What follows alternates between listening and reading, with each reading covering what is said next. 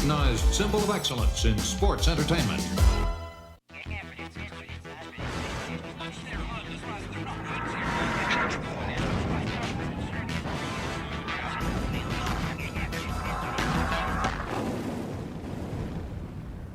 What's up, you pencil neck geeks and all you pervs out there? Welcome to WrestleFetish, another edition of the podcast that doesn't do what you think we're going to do.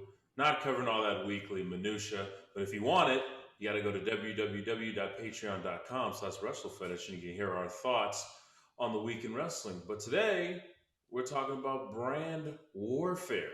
No. I'm not talking about Raw versus SmackDown or whatever other machination.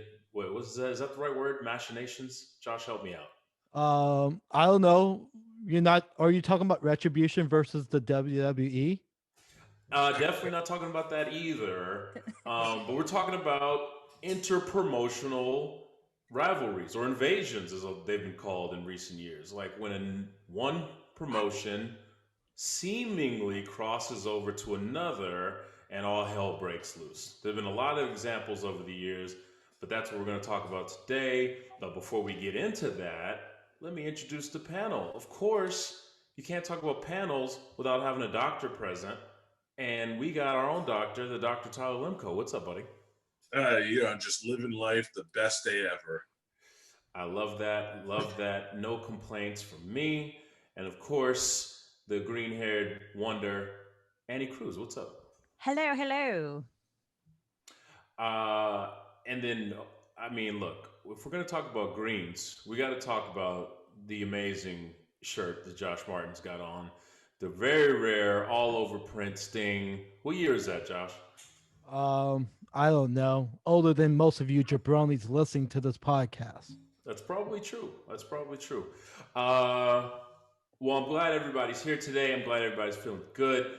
Let's get into it. We got an amazing guest coming up later. Unprecedentedly amazing. I feel like I'm worth $1 billion today, if that's a little hint to who we're talking to later. But yeah, before we get into interpromotional warfare, let us get a little bit into this week's love. What's everybody's highlight of the week? I'm going to start with Tyler. My highlight of the week. Put me on the spot to think of something good. I could name you a lot of bad things. We'll get into that on Patreon. My favorite good thing. Let me take a look at my notes. I wrote notes this week. Okay, while you look at your notes, I'm just gonna go in here because how could we talk about anything going on with this week if we don't talk about Nia Jax's hole? I mean, how can any Is she of okay? you? That's what I want to know. How can any of you possibly have anything to say other than Nia Jax's hole being the highlight of the week? For those of you who don't know what happened, there was a spot in the oft promised but never given, finally delivered tables match between Nia Jax and Lana after like a 6-month build of Lana being put through tables, and then she unceremoniously is written off TV. She's not in the Royal Rumble. She was in the Royal Rumble. She returned at the Royal Rumble, and then they don't even advertise this match for Raw, but we get it. And there's a spot where they both fall down on the apron, and Nia Jax very audibly screams out, "Oh, my butt. Oh, my hole." And it's taken the internet by absolute storm. Nia Jax's hole was a trending topic on Twitter. Every news outlet has been talking about her hole. But WWE didn't seem too amused by it because they've edited it out of all rebroadcast, YouTube clips, etc. But her hole is going to live on in infamy, and she even referenced it on her own social media accounts. Guys, thoughts on Nia Jax's hole? You know, that's just where Titus O'Neil was trying to get to when he slid underneath the ring. I get it. I And totally see- get it. And for the first time ever, not racist because I got the right name. Didn't say Shelton absolutely. Benjamin. dude, it's a legendary day we're having right now. And speaking of legendary, let's get back to this hole. Tyler, what are your thoughts on Nia's hole? I mean, we're living in this like empty arena era where there's just these screens full of faces, and you could really hear the wrestlers in the ring a lot more. Yeah. Yeah. WWE in particular has been doing this like performative match where, especially with Roman Reigns, has a lot of dialogue in his match. Yeah. And I find that I actually have noticed Nia Jax recently talks a lot more. She talks trash to her opponents, and she's being a lot more vocal during matches. I just never expected her to shout my hole. Which makes a lot of sense. She is related to Roman. Maybe that's a Samoan thing or an Inoue family thing where they talk a lot during their matches. She also, there were a couple slip ups. She said shit at one point. I forget the context, but they bleeped it. How can you not talk about shit if we're talking about holes? Right. Because she did say butt first and then followed that with hole. So it's almost kind of like, you can't really, I mean, like, I don't know. I've never referred to my butt as my hole before. So it's just like kind of weird, the context, like, oh, my butt. And then following that immediately with, oh, my hole. It's almost just kind of like, like. I mean, yeah, true enough. We're assuming she's talking about her butthole on Right. the second hole. She could be talking about, there's two other holes. Yeah, I read in a book that I read in a book that girls have vaginas. Yeah. Also, and mouths, because that's also a hole. I heard it in a movie called Kindergarten Cop once as well. That is indeed true. We're all about proper anatomy here on the WrestleFetish podcast. But as Annie stated, and a lot of men may not realize, there are 3 holes going on down there with females. So I know Josh is confused right now. I know this is the first time he's hearing this. But so that could have been a number of holes that she's referring to down there. That also makes me wonder, too, because it's like, I know she accidentally said shit, right? Yeah. But was it one of those things where she tried to like stop herself from saying, for example, like, oh, my butt, oh, my pussy. And then instead of saying pussy, it was just like, oh, my butt, oh, my hole. I don't know. I'm just trying to figure out like, what, if she was talking about only her ass, why would you say it twice? Oh, my butt, oh, my hole. Unless she meant to say my butthole. All very good points. All very good points. She's narrowing it down. She's getting more specific because butt's kind of a broad term. Hole is it's one thing. True, because maybe she was talking about her actual butthole and not so much the cheeks. Yeah, exactly. She does have big cheeks. I mean, look, there's a lot going on. There's a lot going on below the waist of Nia Jax. And look, frankly, I'm glad that we're giving it attention. I mean, really. I mean, how could you not look at it, first of all? But, it's finally getting the recognition that it really, really deserves. And that's my highlight of the week, Nia Jax's hole. I can't think of anything else. I've thought of nothing else all week long. There's way bigger highlights than that, but there's nothing bigger than Nia Jax's hole, let me tell you. WWE's not happy with her because she shouted that, but she also swore, which I find is the biggest difference between WWE and AEW, is they get to say shit one time and WWE bleeps it out. Right. And she also said, "Shut up, Trin," talking to Naomi. So I feel like she did a lot of faux pas. Oh, she called her by the government. Yeah. Wow. Oh, okay, I gotcha. Well, look, Nia Jax is known to be a naughty girl, from baiting trolls on the internet to physically hurting her fellow wrestlers and not seeming to give a fuck at all. I'm sorry. And if Nia Jax wants to be a naughty girl with me, she can call me anytime. There you go. My number is 5. My phone number is 5. Do you want to double check her hole for her and make sure that everything's? It doesn't okay. matter what hole. I will not touch all those walls at all. It's true enough. My phone number is 555 So besides her hole, all holes aside, did you think of a highlight there, Tyler? I did. It's not necessarily a highlight, but I have a rose to give, if that's okay. all right. That's fine. I'm going to give my rose to Cody Rhodes because it's been months now that he's not in a championship program and he's not feuding with anyone that really matters. And he's only having mid-card match with AEW Dark Talent. And he's so valuable. His name is so valuable. It's almost like when Flair was like, yeah, I'll be the Black Scorpion because like I'm untouchable. Cody's there. Cody's only having mid-card matches with lower card talent, and he's still like a top name in wrestling. So wait, not to interrupt you, but what was the name of the young man that he tagged with this week on Dynamite? It was a very like Tom Johnson or like something very standard. It was Johnson, and I just thought it was interesting that we went from holes to Johnsons. But I just needed to point that out. But yeah, very kudos to Cody. Yeah, he has worked really hard on putting all 807 members of the Nightmare family over.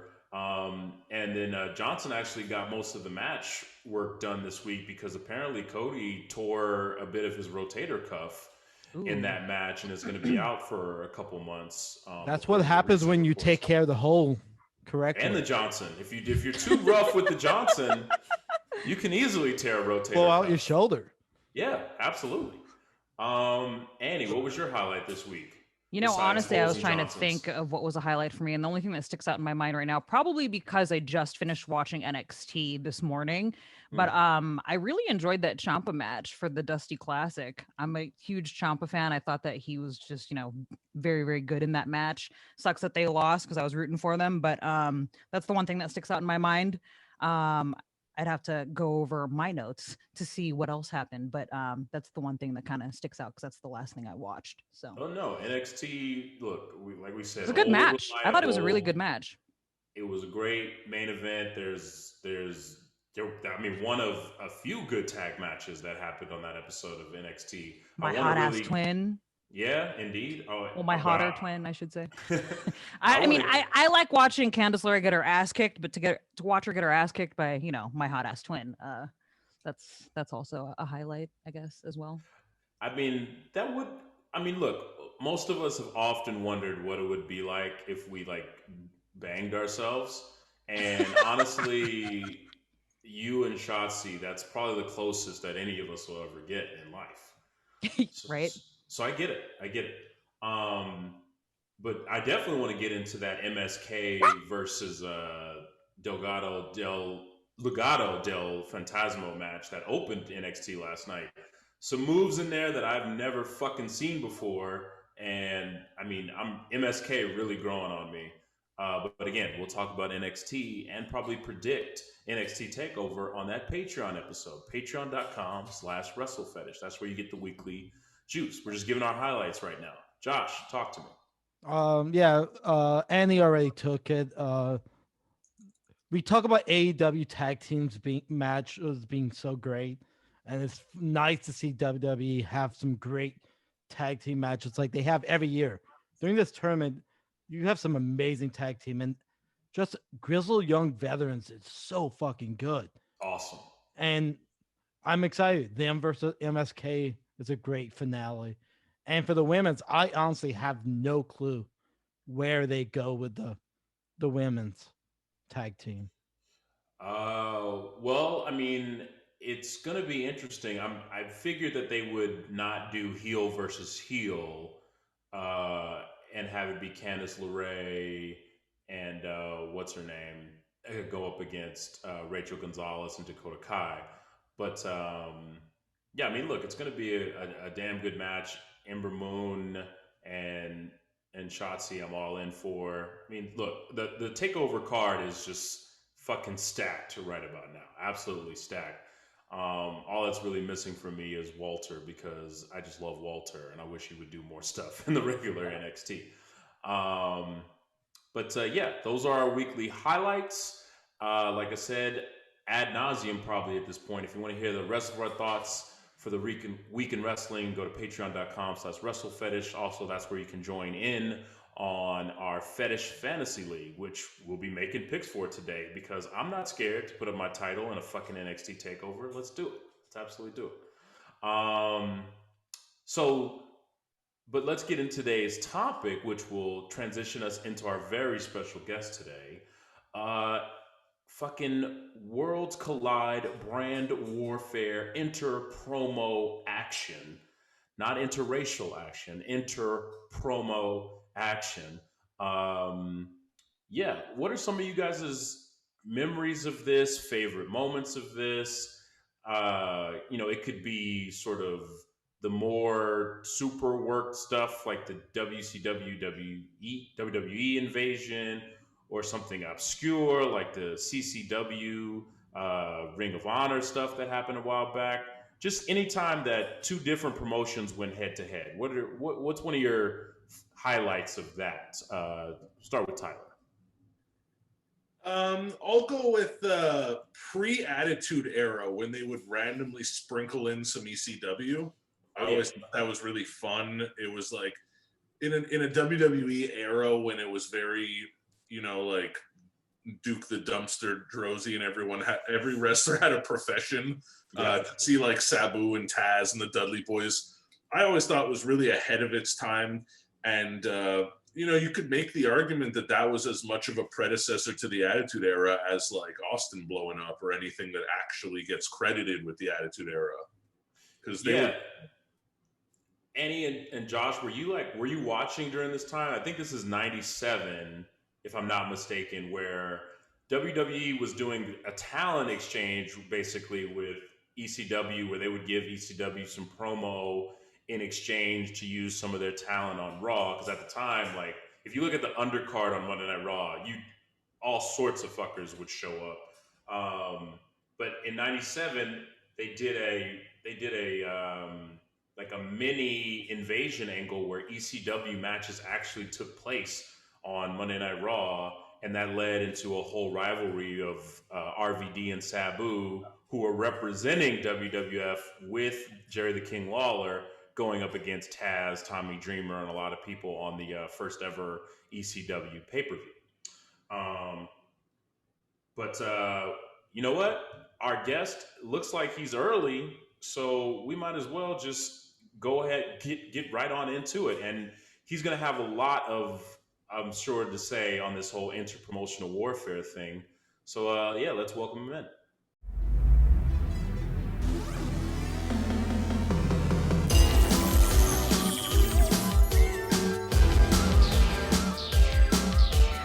The recognized symbol of excellence in sports entertainment. And let's welcome our guest, Mr. Tony Khan. How are you, sir? I'm very well, Chris. Thanks for having me on your show. Absolutely. Thanks for being here, man. We just got into the whole swing of having guests. We had Hacksaw Jim Duggan last week. You're guest number 2. We're just doing legends, man. That's all we do. I can't follow Hacksaw Jim Duggan. That's true. I mean, it's a bit of a downgrade. I'll be honest with you. Fair. You should start carrying a 2x4 though, I think.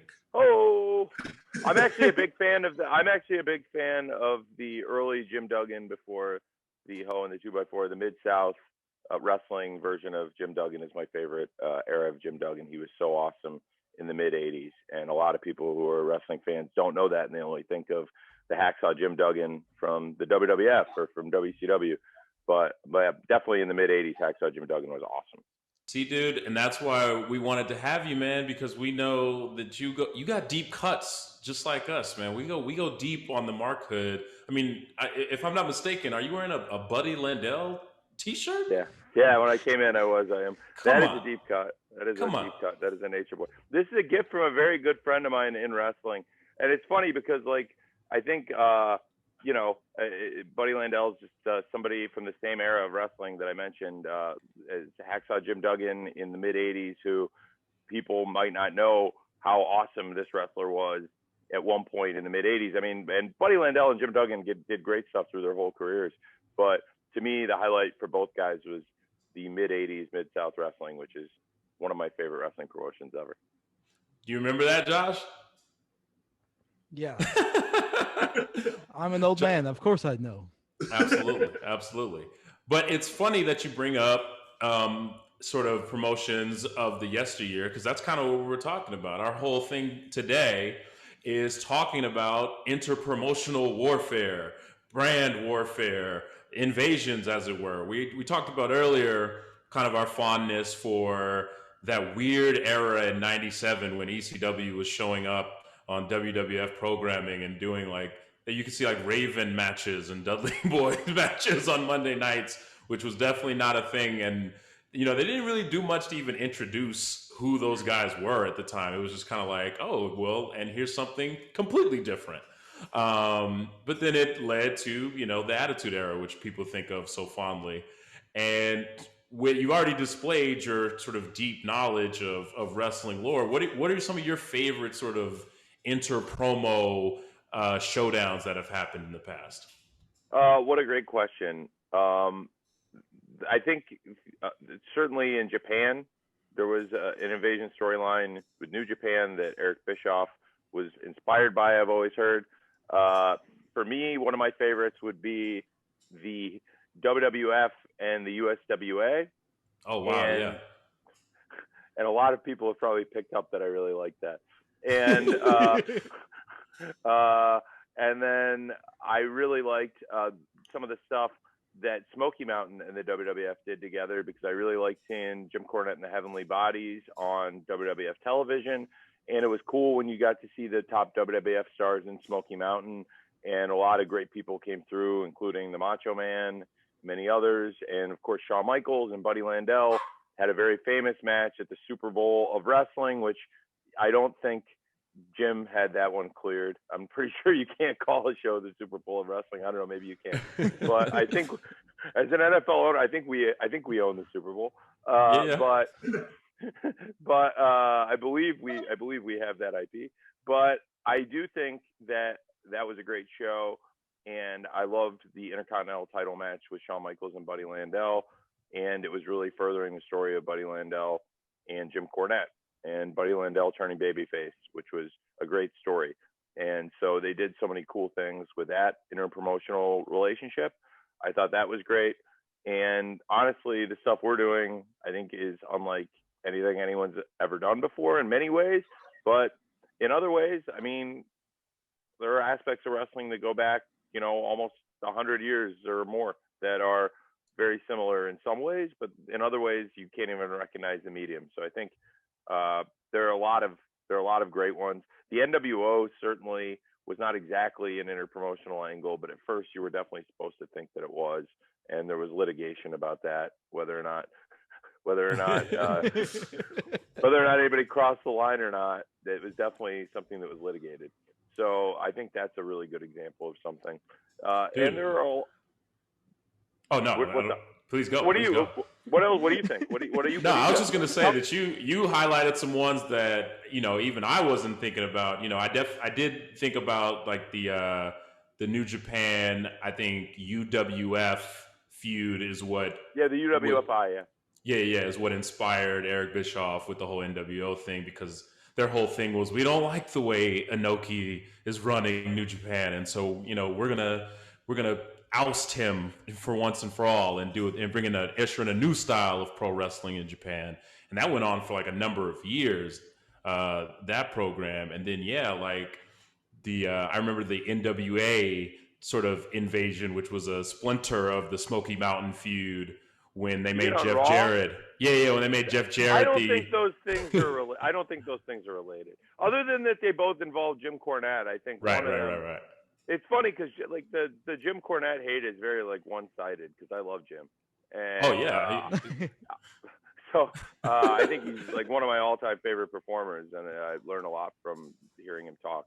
And I don't agree with his opinions on modern wrestling necessarily, but I think he is a historian and as a performer and as a historical figure and as somebody who's just involved in a lot of cool stories and had a lot of cool ideas. I thought he was somebody I really looked up to in my childhood, and I don't know if I'd be here without. I don't think I'd be here without him, honestly. Now that you mention it, he's been a part of a lot of these sort of co-promotional feuds, because he was even a center figure in that Ring of Honor CZW thing where he lost a ECW. tooth. He invaded ECW. He showed invaded up at the ECW. ECW That's arena. true, yeah.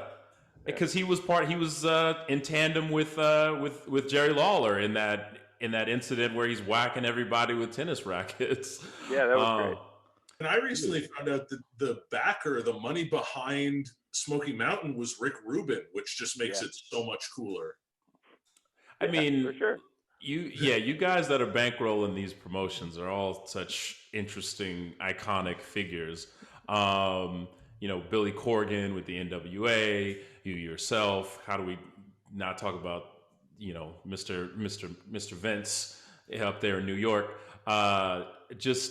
Look, these things are so exciting when they happen and bring so much energy to the pro wrestling world. I mean, in your opinion, Tony, what are the markings of a good invasion angle or just interpromotional angle in general? Like what absolutely is necessity when pulling that off? Hopefully you can create synergies where together the two companies are stronger than they were as two individuals.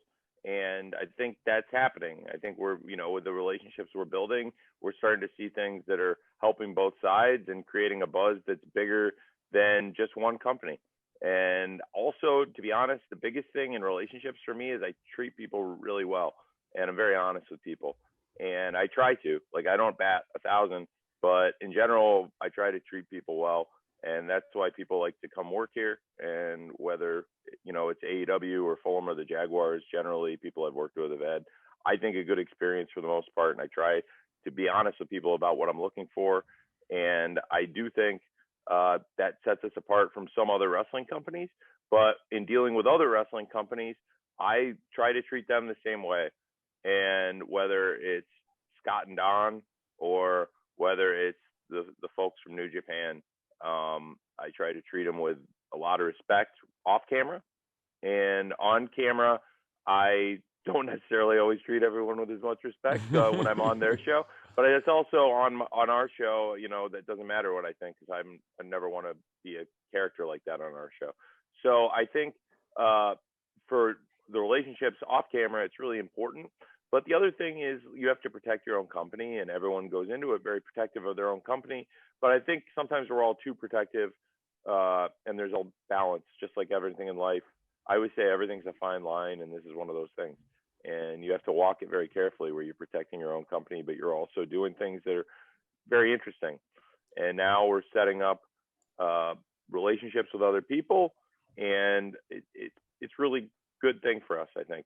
And it's something we talked about for a long time, and really we've done from the beginning. We've worked with AAA. Really, the first AEW match was an invasion story, because the first wrestling that I had that was somewhere else was had a Double or Nothing. We had the invasion of AAA, where the Young Bucks went down to Mexico and invaded AAA. Good point, yeah. And the Young Bucks on March 16th won the tag team title. I'll give you guys a pull-out quote for this, so hopefully you'll get a lot of interest in this show.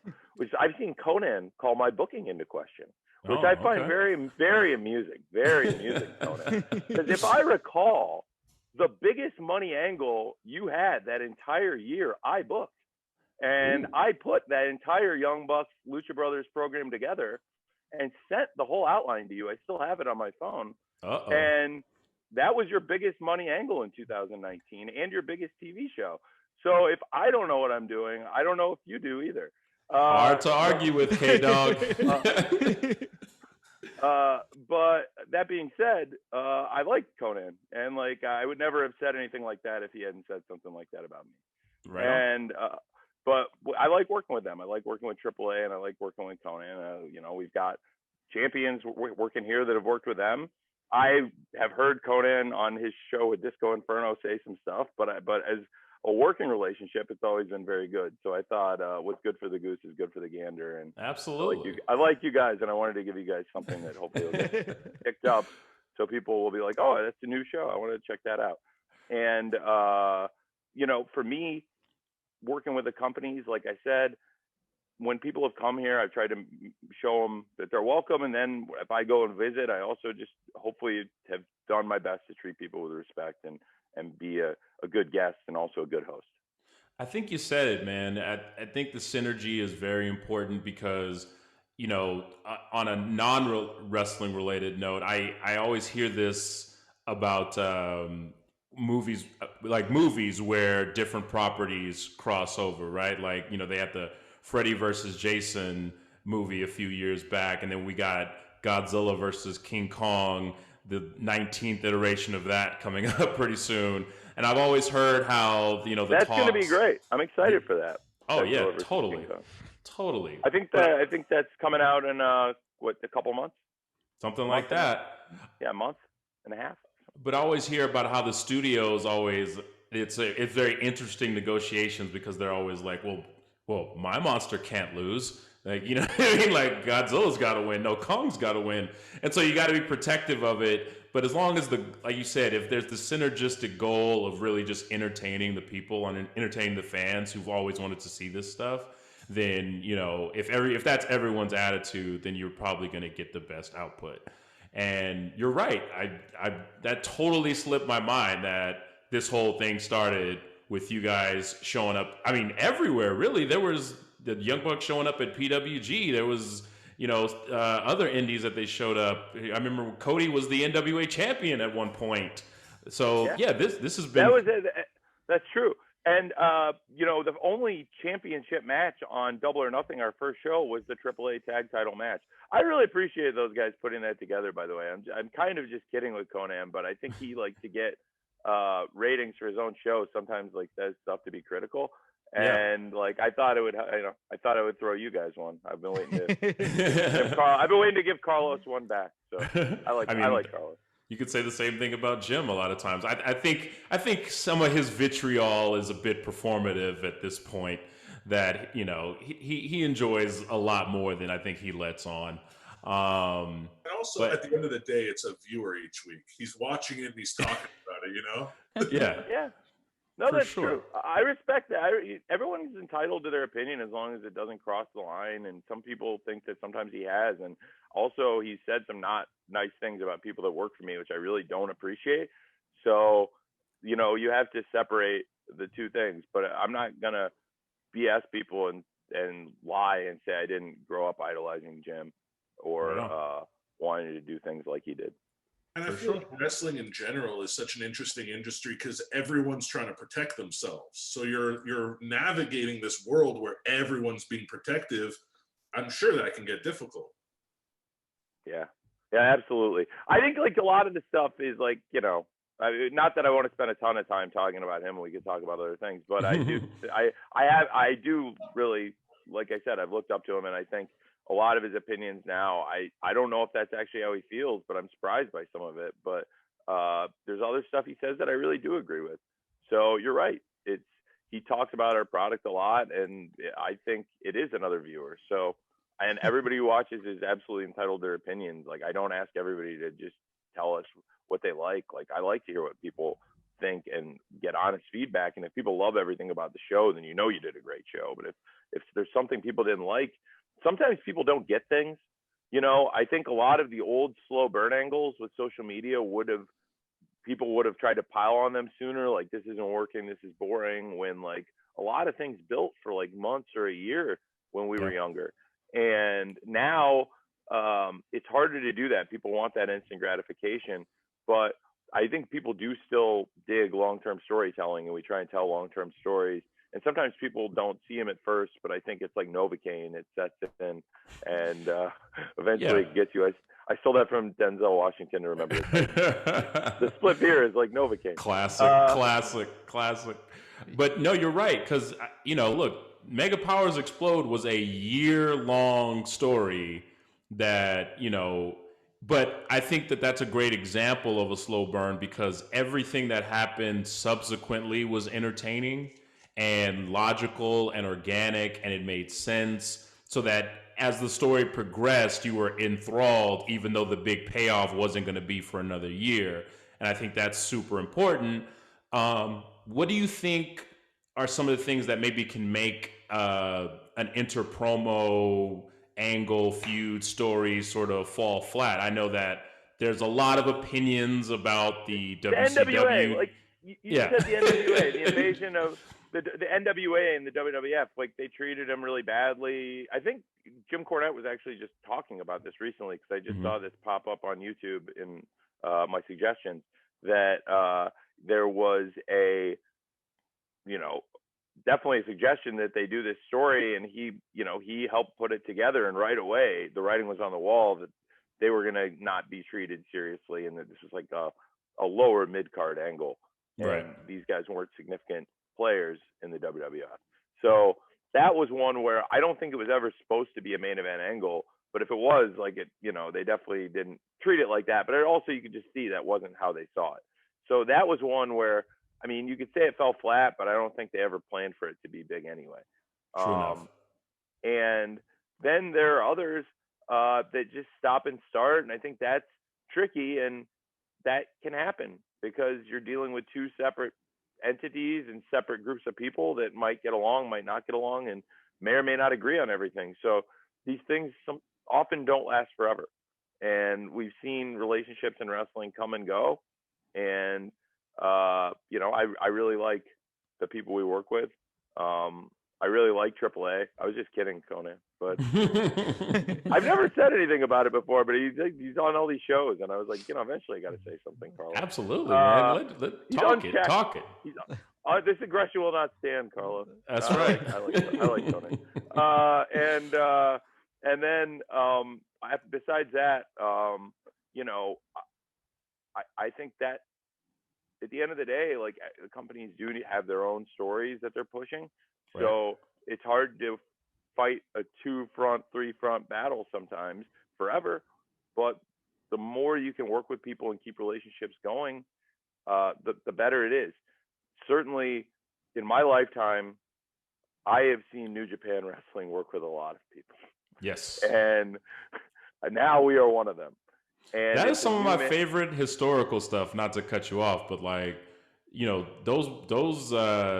those shows where it was like a great Muta showing up in the United States and Sting going over there and the Road Warriors, et cetera, et cetera. That's some of my favorite stuff growing up from the early 90s.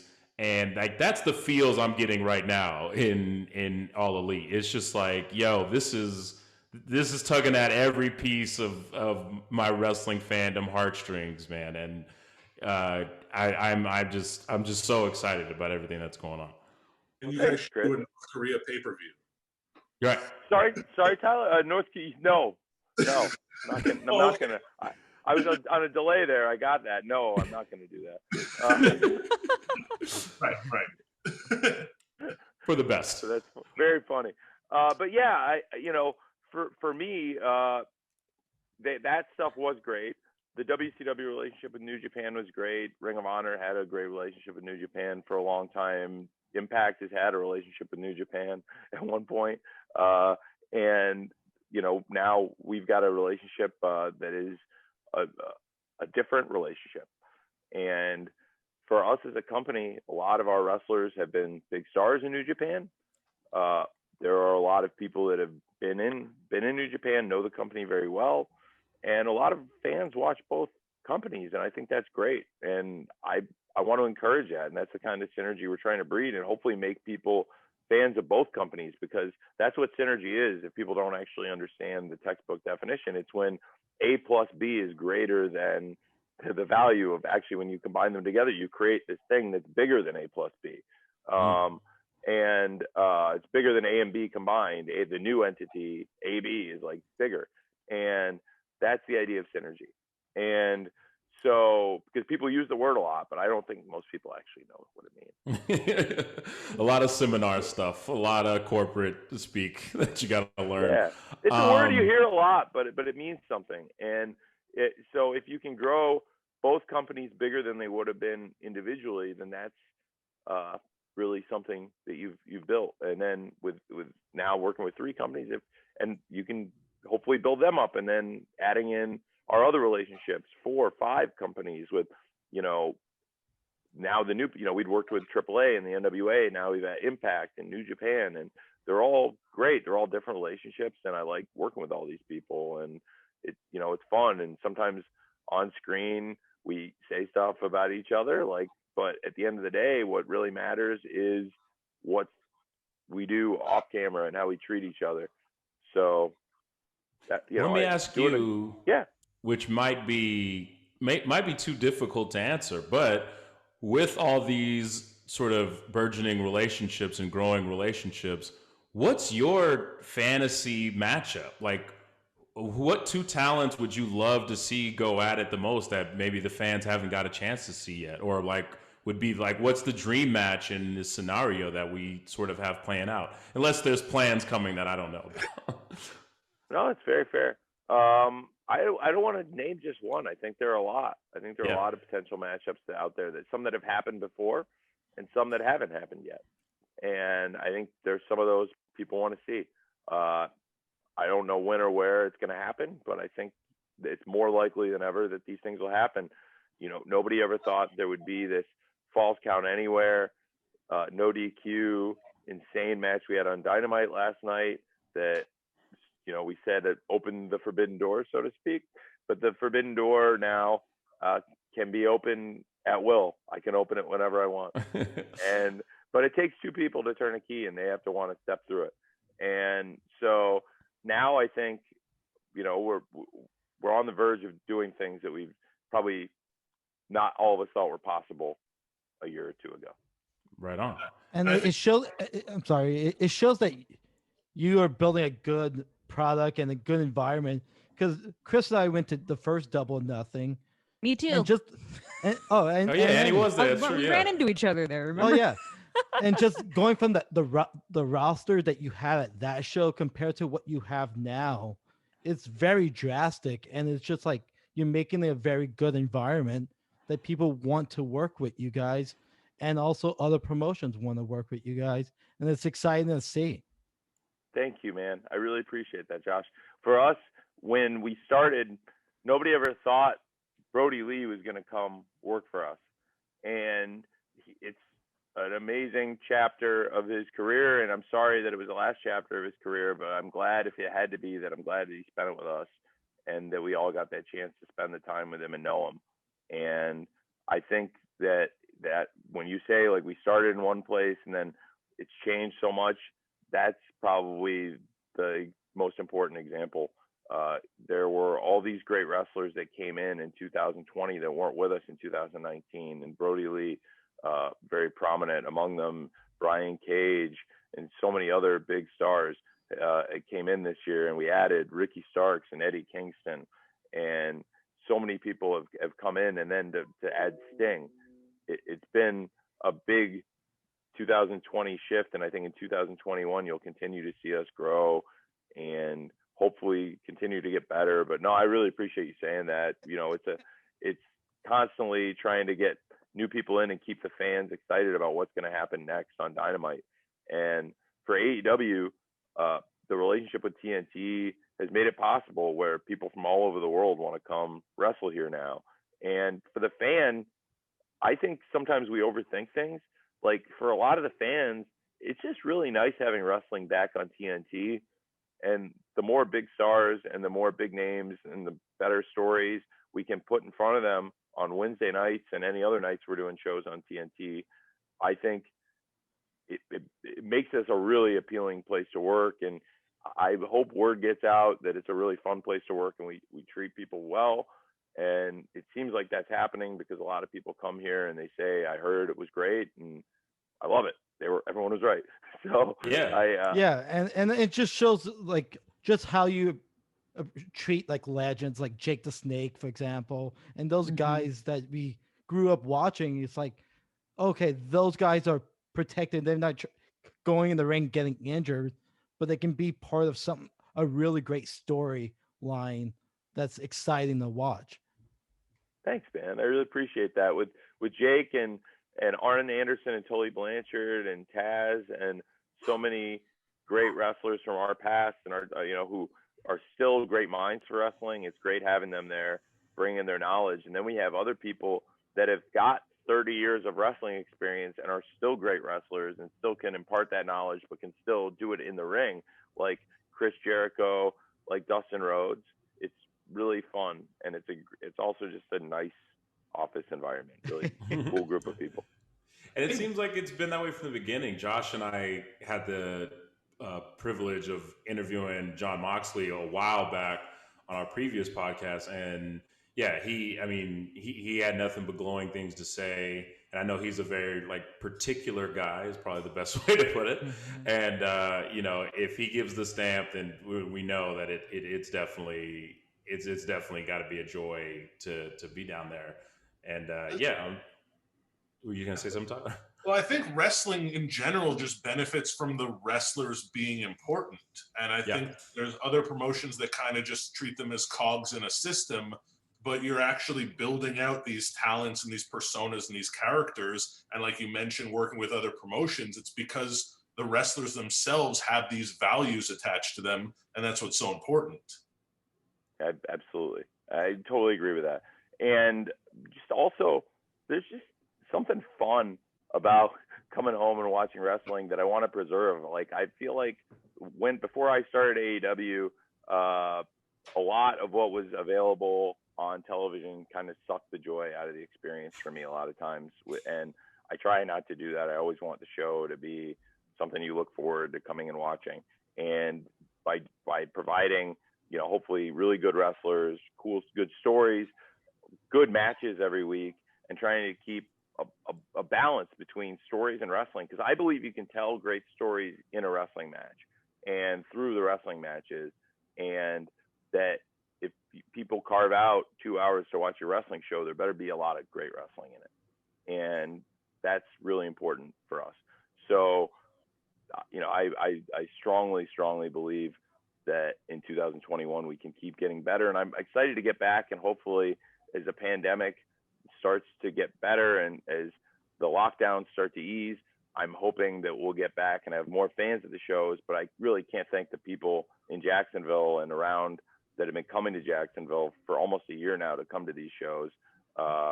We had at first just a closed set, and we were bringing in local people and trying to get an exciting environment and crowd around the ring to support the wrestlers and make it an exciting show on TV. But then we opened it up and basically tried to create what I always call the drive-in movie experience here for people to come in and go to Daly's Place and see the shows and feel safe in their pod. The same experience that I just went and did as a spectator at the Super Bowl and at the Alabama-Ohio State game, sitting out outdoors in a pod. There's nobody near you, nobody to the left of you, right of you, behind you. And everybody's spaced out outdoors. To me, it's the safest way to watch a show, and for a while now, it's been the only way to watch a show. And eventually, hopefully, we can open it up and use more than 20-25% of these venues and start traveling. Speaking of things opening up, and speaking of forbidden doors, people would get all over me, and I'd be remiss if I didn't just at least ask the question. With so many people in the mix and so many people in the dance and so many different entities coming to the party, what are your feelings on like an NXT or WWE coming to the party for this dance that you got going on right now? They're more than welcome. As I said, the Forbidden Door is open anytime. Just come and knock. And if they were to knock on the door, then I would certainly be willing to let them in. I love it. Very different than when DX showed up at Nitro that many years ago. Please come on. No, I don't think so. Eric wanted them to come inside. I feel the same way. Come in, please. Show up in the tank. Yeah, I would love that. Come to Jacksonville. I'm begging you. Please. I love it. I would love it. Well, we appreciate you, man. We know that you got to get out of here. Thanks so much for your time. It was so much fun talking to you. We love that you are an old school fan like we are. And hopefully we'll talk again soon, man. Yeah, it was really a pleasure to meet all you guys. Thanks for having me on your show. This was really nice. For sure. And we'll talk soon. I'll text you up and we'll nerd out sometime. That'd be great. All right, man. Talk soon. Thank you. Thanks so much, Tony. And there you have it, folks. AEW owner, operator, Tony Khan coming through with the heat. You know what I mean? The clickbait heat, the sound bites, the everything, the Also, deep knowledge. I gotta say, 2 weeks in a row now, lovely people. Hacksaw and Tony, both great to talk to. Absolutely. He said that Hacksaw would be a hard act to follow, but I think that he definitely did his thing. He was great. Also, get your shit together, Conan. Yeah, for real. Yeah, get your fucking shit together. Amen. But Tony was the second one to chime in on our discussion about interpromotional warfare. Josh, what are your favorite memories of said topic, said issue? We talked about it with Tony. I kind of like the entire DX with the showing up at a WCW event. I think it was like in Virginia, I believe. Mm-hmm. I enjoy that. And I also talked about it, I believe, last week, just with the NXT invasion of SmackDown, because everyone was still in Saudi Arabia. It wasn't a real inter-promotion invasion, counts, but right? I still kind of like it. Yeah.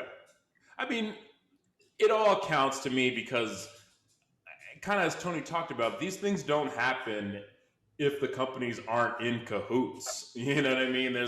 I don't know if there's been any, inter-promotional angle that's happened where it was legit, oh my God, these motherfuckers are here, they're not supposed to be.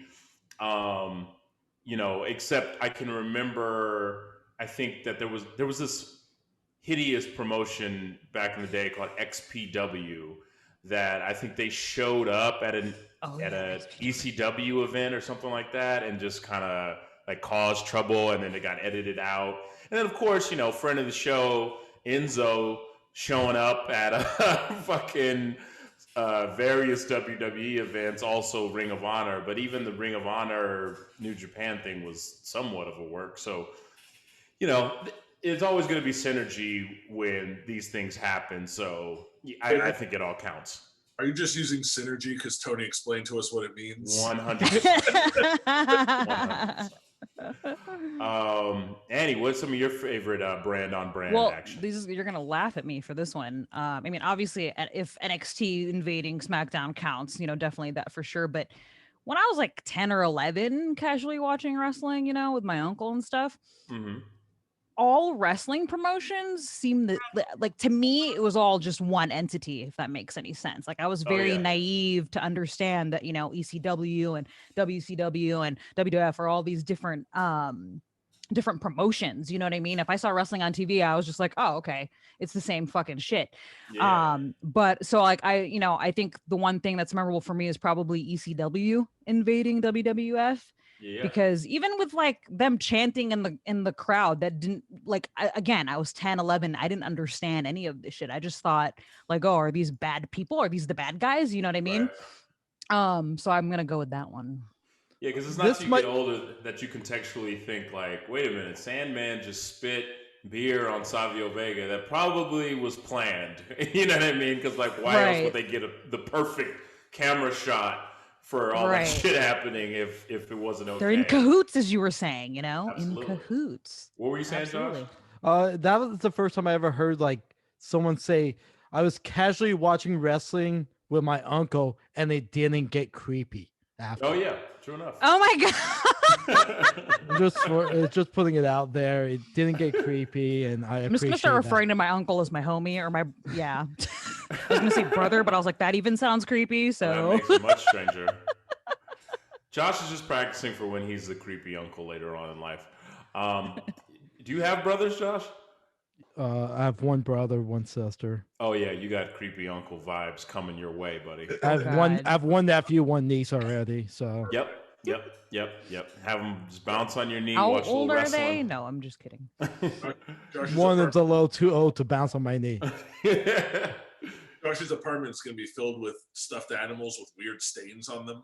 Oh my God. He's going to have a doll collection on the walls. Like why do you think my closet behind me is closed? Dolls just spill out. But no, yeah.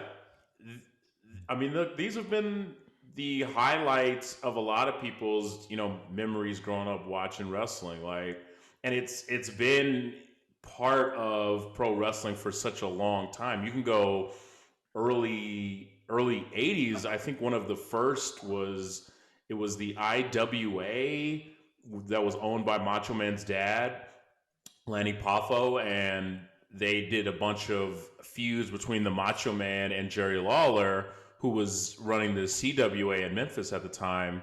And, fans were way more naive than we ever were back then. And so they thought it was real. And that Macho Man Jerry the King Lawler feud was absolutely vicious. Like, I didn't even get to witness it, obviously, because I was so young. But, there's still talk of that with the old school fans and just how, like, intense the IWA versus the CWA situation was. And then, that led into the later 80s where, like I said, there was the New Japan, UWFI feud, and then New Japan and Pro Wrestling Noah had a feud. I've already referenced the indie stuff between Ring of Honor and CZW that got crazy. And so, I'm getting all that nostalgia from what's happening in AEW right now. I just, like, Tony totally reminded me. I was genuine and I forgot about all the stuff that they did in AAA going up to this point. I mean, Kenny Omega's still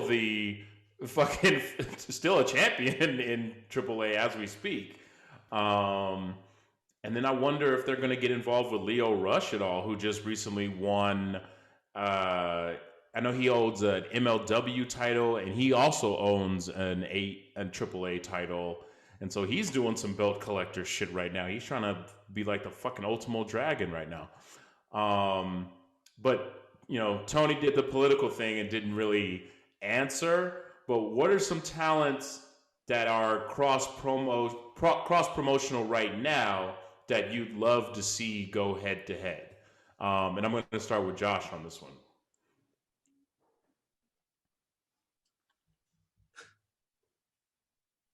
Fuck. You should probably ask these questions in a text message beforehand. I like to get the candidates, baby. I love to see you guys thinking about it, struggling with it. New Japan, WWE, Naito versus Bray Wyatt. Ooh. The Fiend. Very interesting. And that could be great because Naito's whole gimmick is that he doesn't care what's happening. And so, like, if the Fiend was doing a whole bunch of supernatural hocus pocus around him and he just didn't react, that would be absolutely fabulous. That and also, like, Okada versus AJ Styles in a fucking WWE ring and a pay-per-view. It would be something that I would like to just see that kind of... I would like to see if Okada really translate to, like, a mainstream U.S. audience. Probably not, because they'd probably get 7 minutes on Monday Night Raw right after an R-Truth 24/7 skit. But Annie, who are some... I have no idea. I'd have to think about that. All right, think about it. Tyler. Tyler, who you got? I think we discussed this briefly before. We did last week. Yeah, last week. I'm going to reiterate. I think the two both like marquee names that have the most value to them, and I already mentioned Cody earlier. Oh, yeah. Cody and Okada would just be like, that has like big fight feel to it. That has really just like value and importance, in my opinion. And they're both great wrestlers. I'm going to pivot a little bit because I think it would be Okada Roman Reigns, no? Like, honestly, Okada's such a living legend. Well, at least he's propped up to be. And so good. Like, such a good babyface is Okada, who never looks like a WWE babyface, like an idiot. He never looks like a bitch. He never looks dumb. You know what I mean? He's not corny ever. He's just he just beats people's ass. You know what I mean? Like, he's just a better wrestler than people.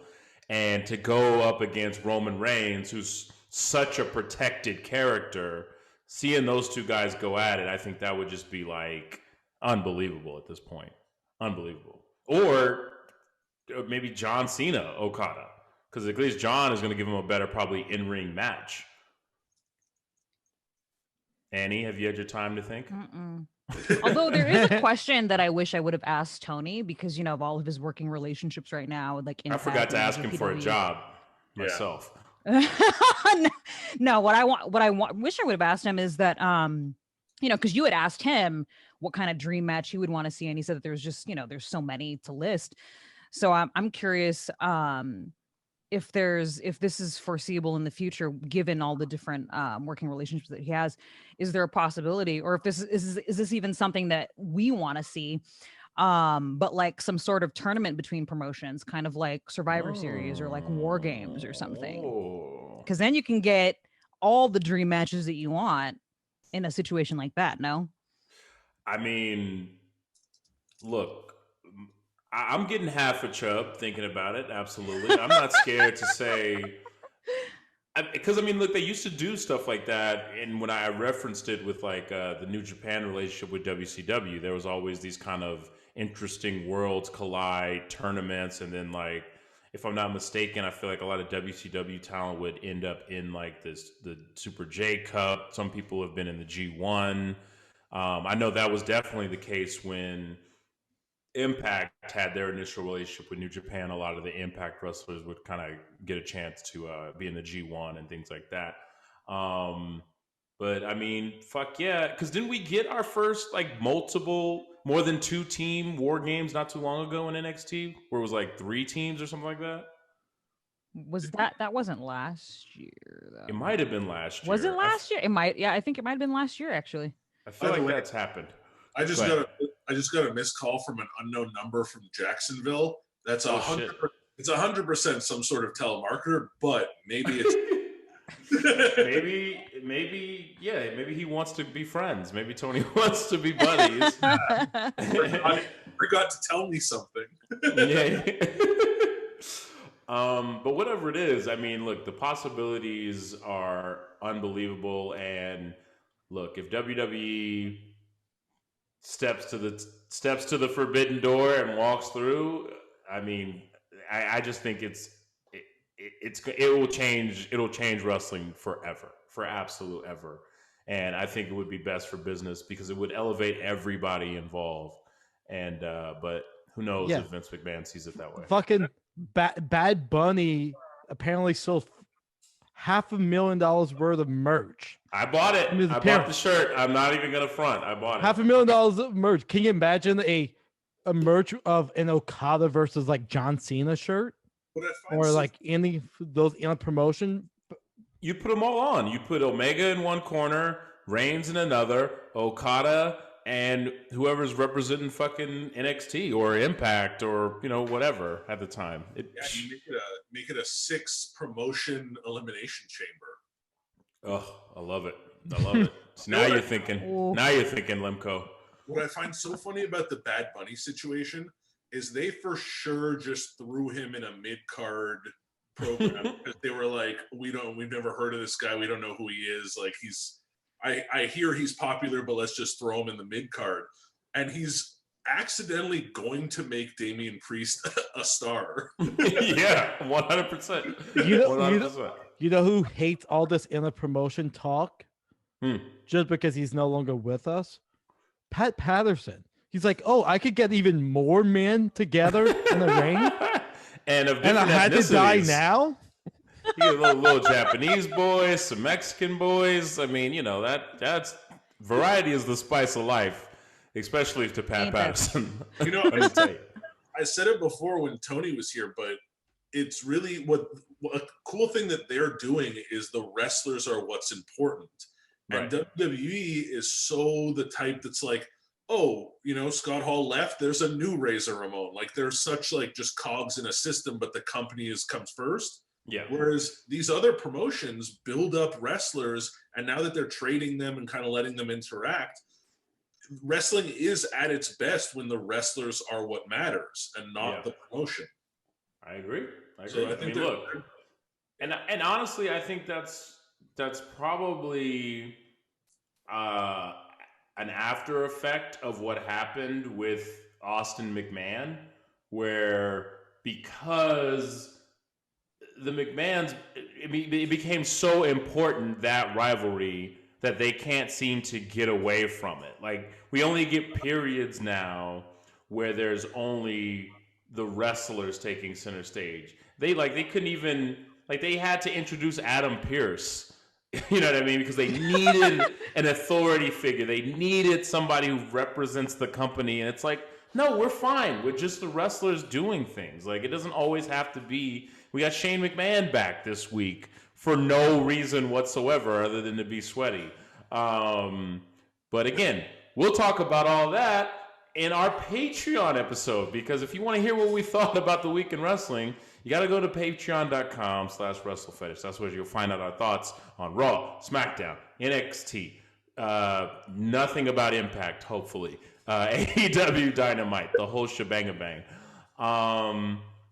But yeah, man, interpromotional warfare, keep it coming hard, keep it coming fast. I'm all excited for it. I'm really fast, giggity. No idea where this is going to end up, because we had gotten reports from Dave Meltzer and Brian Alvarez, like, everybody calm down. Yeah, just because Kenta's there, this isn't necessarily the start of everybody coming down and having a big orgy of interpromotional wrestling. Again, interpromotional, not interracial. Interracial orgy being one of my search words, but it is definitely seems to be a different energy coming from Tony Khan than the whole calm down of it all. Because he's a fan like us, and he wants to see the shit, and so he's got the power to make the shit happen. So let's go. I'm in. I don't care what Conan says. But on that note, we can go ahead and end this and get into the Patreon episode where we talk about the week in wrestling. Anything that you guys want to plug? Just at Josh Martin Comic and all the things. Still have a giant box of t-shirts. I got a box of shirts that don't even have my name on it. I'll sell those. Okay. I want to get rid of some stuff. Help me pay rent on time. Josh has a dresser to sell. You want this microphone? Buy it from me. I'll sell it. Tyler, you selling anything? Just good times at T Lemco on all the platforms. That's what I'm selling. And that's free. Annie? At Annie fucking Cruz on Twitter, at Annie Cruz on the gram. Sure. I'm at Chris_please. We're at WrestleFetish on Instagram, WrestleFpod on Twitter. Might be moving Facebook pages pretty soon, but we'll keep you abreast of that situation probably next episode. But thanks so much again to Tony Khan from All Elite Wrestling for taking the time to chat with us about interpromotional warfare, worlds collide, and we hope you enjoyed this episode of WrestleFetish. Catch you next time. In the meantime, stay horny.